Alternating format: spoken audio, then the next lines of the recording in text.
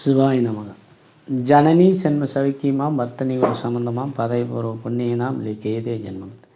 ஹரியோம் நம பகவதேகாலி பத்ரகாளி ராராவாவா அட்டம் பேதம் குருக்கம்பட்டு சிவாய நம. குருவாய் வருவாய் அருள்வாய் குகனை வாட்டி. தமிழ் வருஷ பரப்பு பலன். குரோதி வருஷம் சித்திரை மாதம், அதாவது சனிக்கிழமை முடிஞ்சு ஞாயிற்றுக்கிழமை பிறகுது.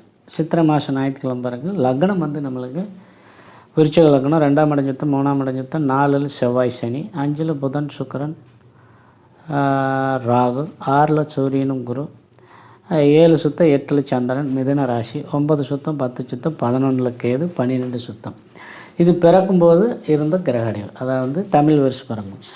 அதாவது சுபகிருது வருஷத்துக்கு அப்புறம் குரோதி, அதாவது குரோதி அப்படின்னால விரோதிகளை வெல்லும் வருஷம்னு அர்த்தம். குரோதம் அப்படின்னு என்னென்னா, அதாவது நம்மளுக்கு பின்னோக்கி என்னென்ன பண்ணுறாங்களோ அதை நிவர்த்தி பண்ணக்கூடிய விஷயம்.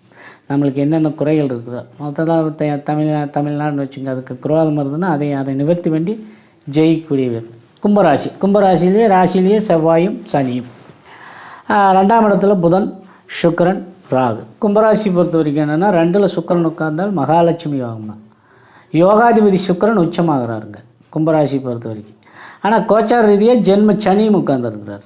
ராசிநாதன் ஆட்சி உச்சம், 2க்கு அது யோகாதிபதி சுக்கிரன் 2 பவர்ஃபுல்லாக உட்காந்துருக்கிறாரு. 3ல் குருவும் சூரியன் உச்சம். இந்த லக்னத்துக்கு ராசிக்கு 7க்கு அதிபதி உச்சமாகி குருவோடு சம்மந்தப்படுறாரு. அப்போ கும்பராசி பொறுத்த வரைக்கும் இந்த தமிழ் புத்தாண்டு ஒரு சிறப்பான ஆண்டாக தான் இருக்கும். புரியுதுங்களா? அப்போ 4ஆம் இடம் 5 சந்திரன், அந்த சந்திரனை பேர்பட்டவனா 6க்கு அதிபதி அந்த ஸ்தானத்துக்கு 12 போய் மறைஞ்சு ராசிக்கு 5 உட்காந்துருக்கிறார், திரிகோணம் மாரி உட்கார்றாரு. 6 சுத்தம் 7 சுத்தம் இந்த லக்னத்துக்கு, ராசிக்கு 8 9 10 லக்னத்துக்கு 11 கேது. இது பிறந்த கிரகடைவு. இந்த பிறந்த போது என்னங்கன்னா திருவாதிரை ராகுவுடைய நட்சத்திரம், அதாவது ராகு திசையில் பிறந்திருக்கு இந்த தமிழ் புத்தாண்டு.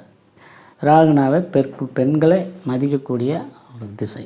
அம்மன் வழிபாடு, இந்த சனீஸ்வரர் வழிபாடு, இதெல்லாம் செஞ்சுட்டு இருந்தால் கும்பராசி பொறுத்த வரைக்கும் மிகப்பெரிய ஒரு யோகமான ராசியாக தான் இருக்குது. தமிழ் புத்தாண்டு அவங்களுக்கு ஒரு சிறப்பான ஆண்டாக இருக்கும். அப்போது வயசுக்கு தகுந்த மாதிரிங்க, அதாவது அவங்க படிக்கிற வயசாக இருந்தால் நல்லா மெமரி பவர் நல்லா படிப்பாங்க, நல்ல ஒரு யோகத்தை தரும். இந்த ஜாதகத்துக்கு கல்யாண வயசு இருந்தால் கல்யாணம் ஆகும். குழந்தை பாக்கியம், குடும்ப பிரச்சனை, இது எதாக இருந்தாலும் நிவர்த்தி தரக்கூடிய வாய்ப்பு 100% இருக்குது கும்பராசி. இந்த தமிழ் புத்தாண்டு கும்பராசி பொறுத்தவரை ஒரு சிறப்பான புத்தாண்டாக இருக்குமா தவிர பின்னோக்கி வராது. மிகப்பெரிய யோகத்தை செய்யும். அதுக்கு அவங்க பிறந்த ஜாதகங்கள் இன்னும் யோக பலனாக இருந்தால் 100% இல்லை, அது 6 8 12 திசையாக இருந்தால் எதிர்நீச்சல் போட்டு ஜெயிக்கலாம். எப்படி ஜெயித்தாலும் தமிழ் புத்தாண்டு கும்பத்துக்கு ஒரு யோகமான ஆண்டாக தான் அமையும். சிறப்பாக இருக்கும், நல்லா இருக்கும்னு சொல்லி முடிக்கிறேன். நன்றி, வணக்கம்.